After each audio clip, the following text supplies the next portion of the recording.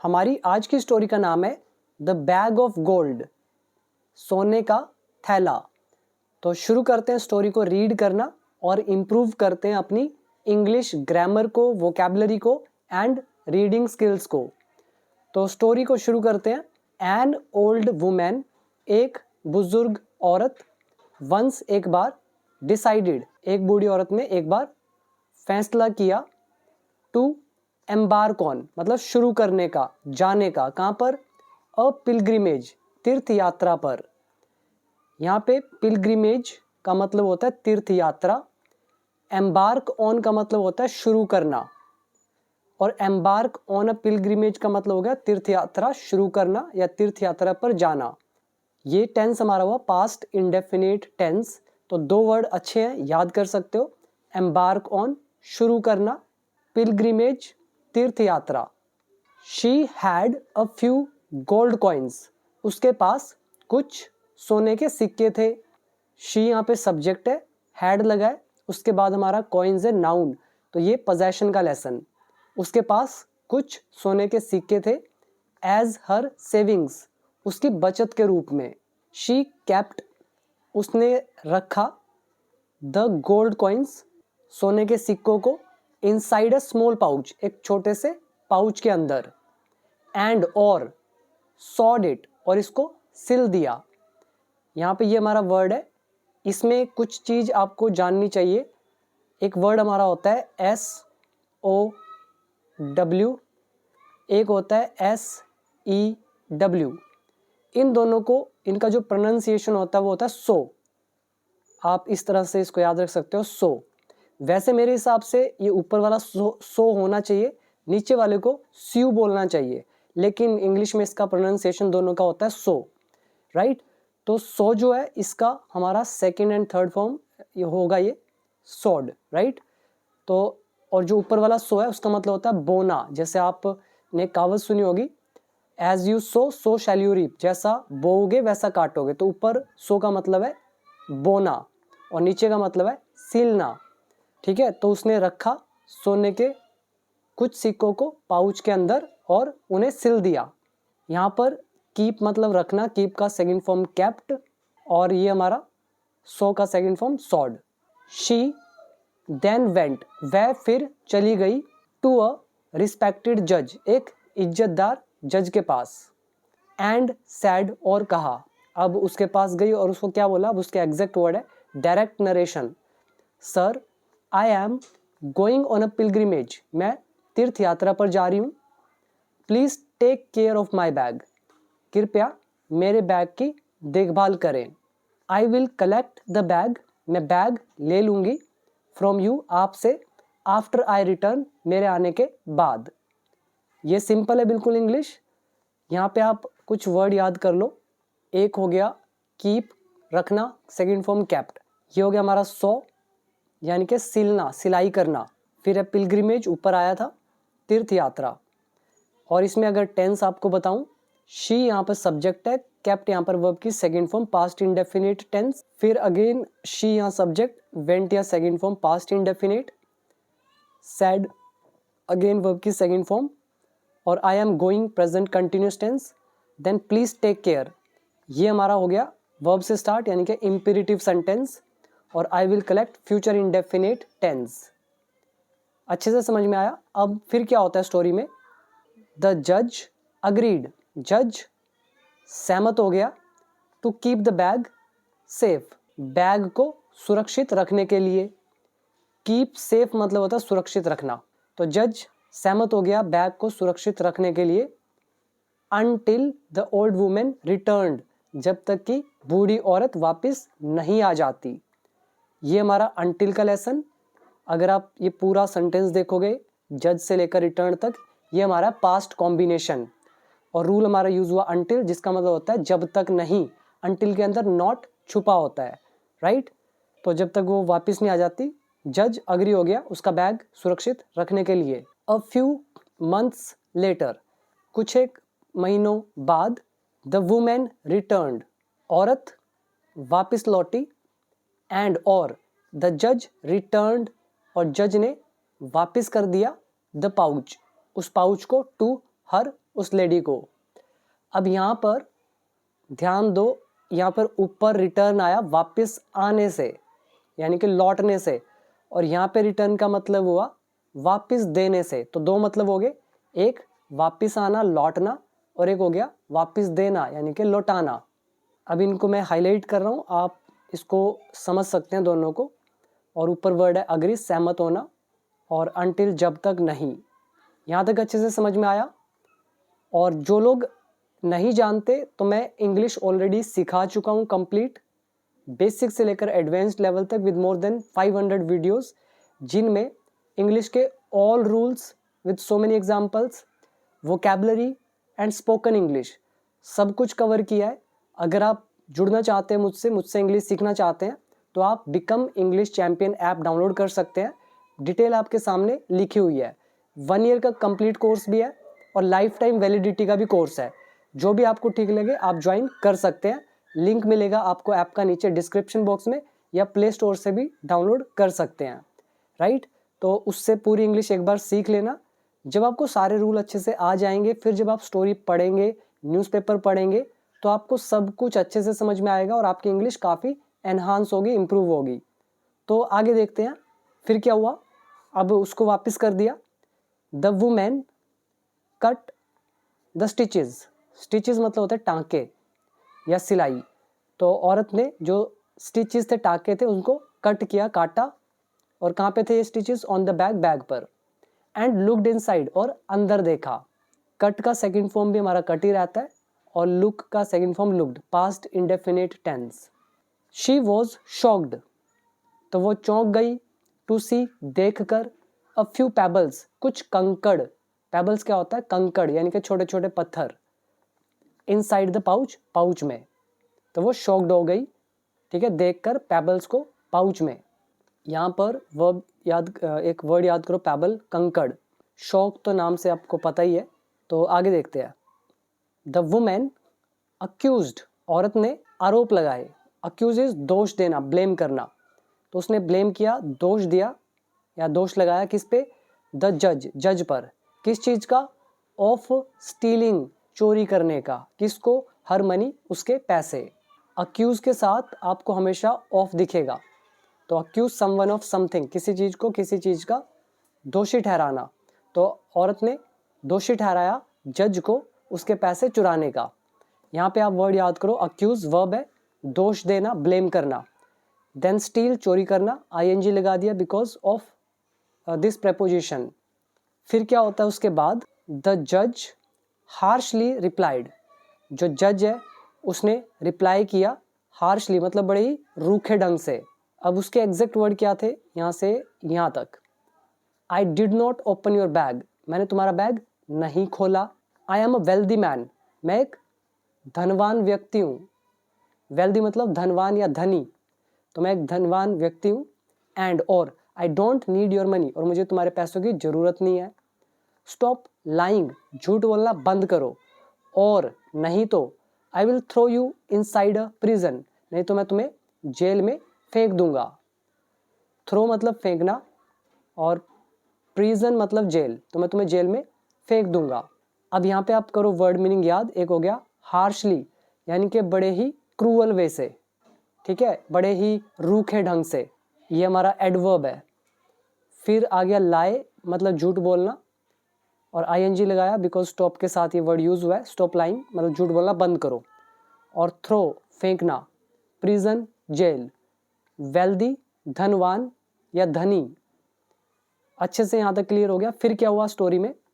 The women was devastated, जो औरत थी वो तबाह हो गई। डेविस्टेट का मतलब क्या होता है? सर्वनाश होना, विनाश होना, तबाह हो जाना। तो औरत जो है वो डेविस्टेटेड होगी, यानी कि वो तबाह होगी।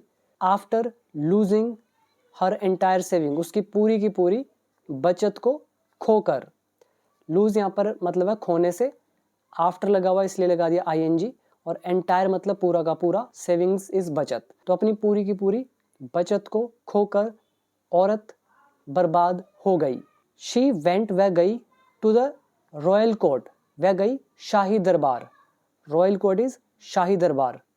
एंड, और, after narrating the entire incident, और नरेटिंग, नरेट मतलब होता है बताना, तो आफ्टर नरेटिंग मतलब बताने के बाद, क्या चीज़, एंटायर इंसिडेंट, पूरी घटना को, तो वो गई शाही दरबार और पूरी घटना सुनाने के बाद शी प्लीडेड टू अकबर, वो अकबर के सामने गिड़गिड़ाई। प्लीड मतलब क्या होता है, गिड़गिड़ाना, गिड़गिड़ाना याद रखना, इम्प्लोर भी बोलते हैं इसको, इम्प्लोर, प्लीड, ठीक है याद रख लो, प्लीड। और दूसरा वर्ड इम्प्लोर, IMPLORE। ऊपर वर्ड था डेविस्टेटेड, सर्वनाश होना, तबाह होना, बर्बाद हो जाना, एंटायर इज पूरा का पूरा, रॉयल कोर्ट शाही दरबार, नरेट इज बताना या सुनाना, इंसिडेंट इज घटना। तो उसने क्या किया, शी प्लीडेड टू अकबर, वो अकबर के आगे गिड़गिड़ाई और क्या बोला, उसके एग्जैक्ट वर्ड देखिए, झांपना, please give me a justice, मुझे न्याय दो, द जज शुड बी पनिश्ड, जो जज है उसको सजा मिलनी चाहिए, यह हमारा शुड का पैसिव है, शुड बी, पनिश्ड वर्ब की थर्ड फॉर्म, जज ऑब्जेक्ट, तो जज को सजा मिलनी चाहिए, फॉर हिज एक्शंस, उसके कार्यों के लिए। यहाँ तक क्लियर। एक वर्ड याद कर सकते हो, जस्टिस मतलब न्याय, और ये टेंस कौन सा है, please give me justice, imperative sentence. और ये शुड का लेसन, ऊपर ये हो गया she pleaded, past indefinite tense. यहाँ तक अच्छे से क्लियर। इसके बाद फिर क्या हुआ, द जज was an influential person, influential मतलब होता है प्रभावशाली, जो दूसरों पर इम्पैक्ट डाले, तो जज जो था वो कैसा व्यक्ति था, इन्फ्लुएंशियल, इन्फ्लुएंशियल एक एडजेक्टिव है, पर्सन नाउन, तो वो हमने पहले लगा दिया यहाँ पे वॉज, और नाउन के साथ एडजेक्टिव हो तो आर्टिकल ए एंड द तो लगाना बनता है। और जज की हिंदी होती है न्यायाधीश, फैसला सुनाने वाला, तो जज एक प्रभावशाली व्यक्ति था, एंड और Akbar did not want to punish him, और अकबर उसे सजा नहीं देना चाहता था, विदाउट एनी प्रूफ, बिना किसी सबूत के। ये लेसन हमारा है वांट टू का। देन ही आस्क्ड बीरबल, उसने बीरबल से कहा, to investigate the matter further, कि वो ये जो मैटर है इसकी और आगे जांच करे। इन्वेस्टिगेट होता है जांच करना, फर्दर मतलब और आगे। यहाँ पर ये इनडायरेक्ट नरेशन है, मैं इसको आपको ब्रेक करके बता देता हूँ। देखो, ही आस्क्ड बीरबल, ठीक है ध्यान से देखना, ही यहाँ पे मैं लिख रहा हूँ सैड टू बीरबल, उसने बीरबल से कहा, अब उनके एग्जैक्ट वर्ड थे इन्वेस्टिगेट द मैटर, आगे जो भी लिखा है ये सारा ठीक। अब हम इनडायरेक्ट नरेशन में सैड टू को किस में बदलेंगे, अब देखो ये हमारा क्या है, इम्पेरेटिव सेंटेंस, ये वर्ब से स्टार्ट हो रहा है इन्वेस्टिगेट, तो इम्पेरेटिव सेंटेंस, तो इम्पेरेटिव सेंटेंस में सैड टू किस में बदलेगा, आस्क्ड में, ही आस्क्ड बीरबल, और इम्पेरेटिव सेंटेंस में ये डबल इन्वर्टेड कोमा हटाने के लिए हम क्या यूज करते हैं, to, so he asked Birbal to investigate. अब आप ऊपर ट्रांसलेशन देखो, he asked Birbal to investigate the matter further. अब आपको समझ में आया, दिस इज इनडायरेक्ट नरेशन। और नरेशन मैं तब करवाता हूँ जब मैं आपको सारे रूल सिखा देता हूँ। मेरे कोर्स के अंदर आपको ये टॉपिक लास्ट में दिखेगा बहुत सारे एग्जाम्पल्स के साथ, ठीक है। हिंदी मतलब आज तक आपको किसी ने नरेशन को हिंदी टू इंग्लिश नहीं कराया होगा, हर कोई इंग्लिश टू इंग्लिश करवाता है, जबकि जो मुझे लगता है कि जो आपकी स्पीकिंग में हेल्प करेगा वो होगा हिंदी टू इंग्लिश, ठीक है। मैंने इंग्लिश टू इंग्लिश भी दे रखा है, हिंदी टू इंग्लिश भी दे रखा है, तो उसको समझना। वीडियो नंबर मुझे याद नहीं है, 231 या 212 इसके आसपास है, देख लेना ध्यान से। वर्कबुक पार्ट 3 के अंदर एडवांस्ड लेवल में हमने ये सीखा था। अब यहाँ पे पहले करो वर्ड मीनिंग याद, एक हो गया इन्फ्लुएंशियल प्रभावशाली, इन्वेस्टिगेट इज जांच करना। फिर क्या हुआ, बीरबल एग्जामिन्ड, बीरबल ने जांच की, द पाउच उस पाउच की, एंड और आस्क्ड द वुमेन और उस औरत से पूछा। अब उसके बीरबल के exact words, did you notice any tampering, क्या तुमने कोई छेड़छाड़ नोटिस की, नोटिस मतलब ध्यान देना या देखना, ठीक है। क्या तुमने कोई भी टेम्परिंग, टेम्परिंग क्या होता है, छेड़छाड़, तो क्या तुमने कोई भी छेड़छाड़ नोटिस करी, उस पर ध्यान दिया। किस पर छेड़छाड़, इन द स्टिचेस मतलब सिलाई में, ऑन द बैग जो बैग पर थी, व्हेन जब, द जज गेव इट जब जज ने इसे दिया, बैक टू यू तुम्हें वापस। तो ये डायरेक्ट नरेशन है, इनडायरेक्ट होता तो हम क्या करते, यहाँ पर हमें लिखना पड़ता इफ या फिर whether. Asked the women if she, फिर हम लिखते हैं शी हैड नोटिस्ड, ठीक है, क्योंकि ये पास्ट इंडेफिनिट टेंस है। नरेशन में अगर करते तो ये जाता पास्ट परफेक्ट के अंदर। जिनको इंग्लिश नहीं आती देखो उनको मुश्किल लगेगा, नो डाउट। उनको लग रहा होगा पता नहीं मैं क्या बोली जा रहा हूँ कि ये हैड नोटिस्ड लगेगा यहाँ पे, और इफ़, ये वेदर इफ़ कहाँ से आ गया, तो लगेगा उनको, क्योंकि उनको इंग्लिश नहीं आती। जिनको आती है तो उनको तो पता चल रहा होगा, क्योंकि स्टोरी पढ़नी ही तब चाहिए जब आपको रूल आते हो, ठीक है। तो डिड यू नोटिस की जगह हम लिखते if she had noticed any tampering, ठीक। तो ऐसे होती है ट्रांसलेशन। यहाँ पे वर्ड मीनिंग याद कर सकते हैं, अच्छा वर्ड है टेम्परिंग यानी कि छेड़छाड़। स्टिचेस मतलब सिलाई या टाँके। एग्जामिन इज जांच करना। फिर क्या होता है, द वुमेन रिप्लाइड, वुमेन ने रिप्लाई किया, नो नहीं। Birbal asked the lady, Birbal ने लेडी को कहा टू कम बैक, वापस आने के लिए, आफ्टर 2 days, 2 दिनों बाद। अब ये जो सेंटेंस है बिरबल आस्क्ड द लेडी, अगर इसको डायरेक्ट में लिखते तो हम लिखते Birbal said to the lady, फिर लगाते डबल इनवर्टेड कोमा, फिर लिखते उसके अंदर कम बैक आफ्टर 2 days। अब ये इनडायरेक्ट है, हमने सैड टू का कर दिया आस्क, और इंपेरेटिव सेंटेंस था तो हमने लगा दिया टू प्लस वर्ब की फर्स्ट फॉर्म, तो उसको वापस आने के लिए कहा 2 दिन बाद। लेटर इन द डे मतलब दिन में, बाद में। बिरबल सैड टू अकबर, बिरबल ने अकबर से कहा। अब उसके एग्जैक्ट वर्ड थे यहाँ पे, हुजूर बिफोर गोइंग टू स्लीप, सोने जाने से पहले, टुनाइट आज रात, प्लीज कट योर बेडशीट, अपनी बेडशीट को काट देना, इनटू 2 2 हिस्सों में। तो ये उसने कहा अपनी बेडशीट काट देना। अकबर वॉज इंट्रीग्ड, बहुत प्यारा वर्ड है intrigued.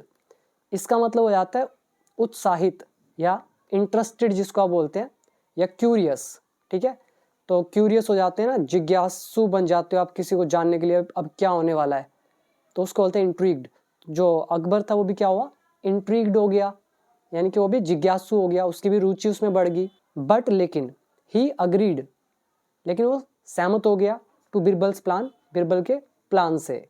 He cut one of the sheets, तो उसने एक शीट, जो शीट्स थी बेड शीट्स, उनमें से एक को काटा, इनटू 2 2 हिस्सों में, एंड वेंट टू स्लीप, और सोने चला गया। यहाँ तक अच्छे से क्लियर, इतने मुश्किल टेंस तो नहीं है, सिंपल ही है, स्टोरी है, और गिने चुने 5-6 रूल यूज़ होते हैं, टेंसेस सॉरी, तो वही आप देख रहे हैं, ठीक है। कट यहाँ पे सेकंड फॉर्म है, और ये हमारा देखो वो लेसन है वन ऑफ द, उसके बाद आगे जो लिखा जाता है वो प्लूरल नाउन होता है, इसलिए हमने यहाँ पे प्लूरल था इसलिए लगाया एस। इसमें आप वर्ड याद कर सकते हैं, इसमें मुश्किल तो कुछ नहीं आया, बस एक ये नया वर्ड आया था आपके लिए, इंट्रीग्ड। अकबर क्यूरियस हो गया, इंट्रीग्ड यहाँ पे वर्ब की थर्ड फॉर्म भी मान सकते हैं, और अकबर ऑब्जेक्ट मान सकते हैं। तो आगे देखते हैं अब। फिर क्या हुआ, बाय द नून मतलब दोपहर तक, नेक्स्ट डे अगले दिन। अकबर वॉज सरप्राइज्ड, अकबर आश्चर्यचकित हुआ, टू सी देख कर। अब यहाँ अकबर ऑब्जेक्ट है, सरप्राइज्ड यहाँ पर वर्ब की थर्ड फॉर्म है, पैसिव वॉइस पास्ट इंडेफिनिट, और ये जो ऊपर था Akbar was intrigued, this is also passive voice past indefinite. तो by the noon next day, अगले दिन दोपहर तक, बाय का मतलब तक होता है। Akbar was surprised, Akbar surprised हुआ, टू सी देख कर, दैट की, द टॉर्न बेडशीट की जो फटी हुई चादर थी, हैड बीन सॉन वो सिल चुकी थी। यहाँ पे द टॉर्न बेडशीट ये हो गया ऑब्जेक्ट, हैड बीन लगाया, यहाँ पे सॉन आ गया वर्ब की थर्ड फॉर्म, सो होता है सिलना, उसकी थर्ड फॉर्म आ गई सॉन, ठीक है। मेरे हिसाब से इसको स्यून पढ़ना चाहिए, बट इंग्लिश में इसका प्रोनाउंसिएशन ही ऐसा होता है, तो क्या कर सकते हैं, तो जो भी है सॉन, ठीक। अब ये टेंस कौन सा हुआ, past perfect tense, passive voice. और दूसरी चीज इसमें आप देखो बाय, जो ये बाय लिखा है, बाय के 3 मतलब होते हैं, एक हम निकालते हैं के द्वारा, ठीक है, के द्वारा, बाय मी मेरे द्वारा। ऐसे बाय का दूसरा मतलब होता है तक के लिए, और एक बाय का मतलब होता है किनारा, जो कि प्रेपोजिशन है। बाय द सी मतलब समुद्र के किनारे, ठीक है, के किनारे या का किनारा, तो ये 3 मतलब होते हैं बाय के। तो ये मैंने सिखाया हुआ है, फिर भी अगर सीखा होगा तो याद आ गया होगा आपको, ठीक। तो आगे देखते हैं। अकबर सरप्राइज आश्चर्यचकित हुआ देखकर कि जो फटी हुई चादर है वो सिल चुकी थी, टुगेदर एक साथ, सो परफेक्टली इतना परफेक्टली, इतना सही से, दैट की ही कुड नॉट फाइंड उससे नहीं मिल सका, एनी कट मार्क्स, कोई भी कटा हुआ निशान। अब यहाँ पे देखो अच्छी चीज़ है, रूल देखो ध्यान से पहले। अकबर वॉज सरप्राइज्ड, ये हो गया पास्ट इंडेफिनिट पैसिव वॉइस। फिर हमने दैट लगाया सेंटेंस को जोड़ने के लिए। एक सेंटेंस हुआ अकबर वॉज सरप्राइज टू सी, पहला सेंटेंस, फिर दैट दो सेंटेंस को जोड़ता है। अगला सेंटेंस है आगे, the torn bedsheet had been sewn. तो देखो इसमें हमारे दो रूल यूज हो गए, पास्ट इंडेफिनिट और फिर दैट का कॉन्सेप्ट। फिर दैट के बाद जो सेंटेंस लिखा हुआ है वो है past perfect tense passive voice. तो तीन रूल यूज हो गए। अब चौथा रूल भी ध्यान से देखना। फिर हमने यहाँ पे लगाया सो और दैट का कॉन्सेप्ट। वैसे सो दैट का मतलब क्या होता है, ताकि, लेकिन यहाँ पर सो और दैट का कॉन्सेप्ट होता है इतना की सेंस के लिए। तो इन पर हमने कंप्लीट लेसन्स किए हुए हैं कि कैसे सो दैट लगता है और कब इसकी जगह टू और टू लगता है, TOO और टू, ठीक है, TO, ये दोनों तो यूज होते हैं। तो वो आप कॉन्सेप्ट यहाँ पे देख रहे हो। तो यहाँ पे सो परफेक्टली मतलब इतना सही से, दैट की ही कुड नॉट फाइंड, उसे नहीं मिल सका। फिर हमारा रूल देखो, कुड का लेसन आ गया, कुड प्लस वर्ब की first form.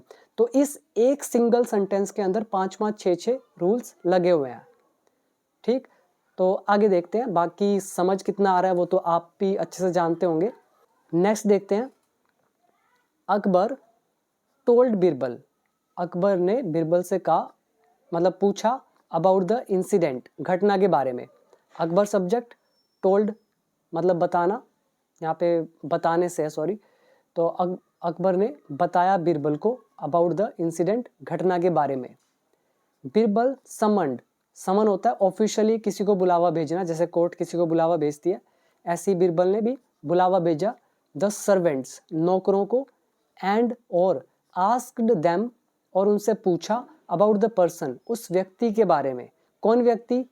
Who had sewn the bedsheet, जिसने सीली थी बेडशीट, राइट। यहाँ पर who is a relative pronoun use किया गया पर्सन के लिए। हु यहाँ पर सब्जेक्ट का भी काम कर रहा है, फिर हैड, फिर वर्ब की third form, past perfect tense. Birbal संबंध पास्ट इंडेफिनिट, और आस्क्ड है सेकंड फॉर्म, ये भी पास्ट इंडेफिनिट। तो इसमें कितने रूल लगे, एक पास्ट इंडेफिनिट, एक हमारा पास्ट परफेक्ट और एक हु रिलेटिव प्रोनाउन, मतलब 4 रूल्स। वर्ड याद करें, समन्ड बुलावा भेजना, और बाकी तो इसमें हु रिलेटिव प्रोनाउन है। वर्ड मीनिंग कोई मुश्किल नहीं है, इंसिडेंट इज घटना। फिर क्या हुआ, द सर्वेंट्स टुक बीरबल, जो नौकर थे वो ले गए बीरबल को, कहाँ पे, टू अ टेलर्स शॉप, दर्जी की दुकान पर। Birbal showed the old woman's bag, Birbal ने शो मतलब दिखाना, तो दिखाया ओल्ड वुमेन का बैग, किसको, टू द टेलर को, देयर, वहां पर। एंड आस्क्ड हिम, और उससे पूछा, अब उनके exact word, do you remember this bag, क्या तुम्हें ये बैग याद है। द टेलर रिप्लाइड, टेलर ने जवाब दिया। अब उसके word, yes, a few weeks ago, कुछ एक हफ्ते पहले, अ जज from our town came to me, तो कुछ एक हफ्तों पहले एक जज मेरे पास आया था। अब हिंदी है आया था, तो उसके हिसाब से तो होना चाहिए अ जज from our town had come, had come, लेकिन हमने हैड क्यों नहीं लगाया, बिकॉज यहाँ पे आ रहा है टाइम। जब भी हमारा टाइम आ जाए किसी सेंटेंस में, तो वो सेंटेंस हमेशा पास्ट इंडेफिनिट में ट्रांसलेट होता है। हिंदी चाहे था पर खत्म हो, इट डजंट मैटर। आगे है, ही आस्क्ड मी, उसने मुझसे कहा, टू रिमूव, हटाने के लिए, द स्टिचेस, टाँकों को, यानी कि सिलाई को, ऑन द बैग, जो बैग पर थी। ये भी हमारा नरेशन ही है। आगे है, आफ्टर रिमूविंग गोल्ड कॉइन्स, मतलब गोल्ड कॉइन्स निकालने के बाद, फ्रॉम द बैग, बैग से। ही प्लेस्ड पेबल्स, उसने पत्थर रख दिए, प्लेस मतलब रखना, पेबल्स कंकड़, इनसाइड अंदर, तो उसने अंदर पत्थर रख दिए, कंकड़ रख दिए। एंड आस्क्ड मी, और मुझसे कहा, to stitch it up again, इसको दोबारा से पूरी तरह से बंद करने के लिए। स्टिच अप, अप का मतलब क्यों लगता है, मतलब पूरी तरह से, जैसे ईट अप मतलब पूरी तरह से खा जाओ, फिनिश अप पूरी तरह से खत्म करो, ऐसे ही स्टिच अप पूरी तरह से बंद करो, मतलब सिलाई करो। तो यहाँ तक अच्छे से समझ में आया होगा। इसमें वर्ड मीनिंग कोई इतने मुश्किल मुझे तो लगे नहीं, ऐसा कुछ था नहीं, बस फिर भी बता देता हूँ। शो मतलब दिखाना, टेक टू सम प्लेस, किसी को किसी जगह ले जाना। सर्वेंट हो गए हमारे नौकर, रिमेंबर इज याद होना।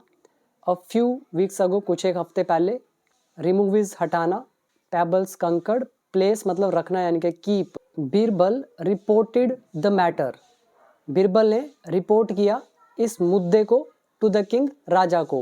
अकबर समन्ड द जज, अकबर ने बुलाया जज को। एंड आस्क्ड हिम, और उससे कहा, to return the gold coins वापस करने को, टू द ओल्ड वुमेन, बुजुर्ग औरत को।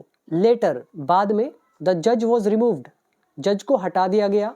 यहाँ पर जज ऑब्जेक्ट है, रिमूव्ड यहाँ पर है वर्ब की थर्ड फॉर्म, लगा है वॉज पास्ट इंडेफिनिट टेंस। तो बाद में जज को हटा दिया गया फ्रॉम हिज पोस्ट, उसके औहदे से, उसकी पोजीशन से, उसकी पोस्ट से या उसके पद से। एंड थ्रोन, और फेंक दिया गया, अगेन वर्ब की थर्ड फॉर्म, द जज वॉज रिमूव्ड, द जज वॉज थ्रोन, उसे फेंक दिया गया, पैसिव वॉइस पास्ट इंडेफिनिट। कहाँ फेंक दिया गया? इनसाइड अ प्रिजन, जेल के अंदर। क्लियर हुआ पूरा स्टोरी? तो ये थी हमारी एक इंटरेस्टिंग सी स्टोरी। उम्मीद करता हूँ काफ़ी कुछ सीखा होगा। अब आप चाहें तो मेरा कोर्स ज्वाइन कर सकते हैं, ऐप डाउनलोड कर लीजिए, become English champion, complete English course है, स्टार्ट कीजिए, आपको बहुत अच्छे रिजल्ट मिलेंगे। तो ये मेरा विश्वास है, आप ज्वाइन करें, सीखें और अपनी इंग्लिश को इम्प्रूव करें। और वीडियो कैसी लगी कमेंट सेक्शन में ज़रूर बताइएगा। इसके बाद मिलते हैं अगली वीडियो में, तब तक के लिए थैंक यू सो मच।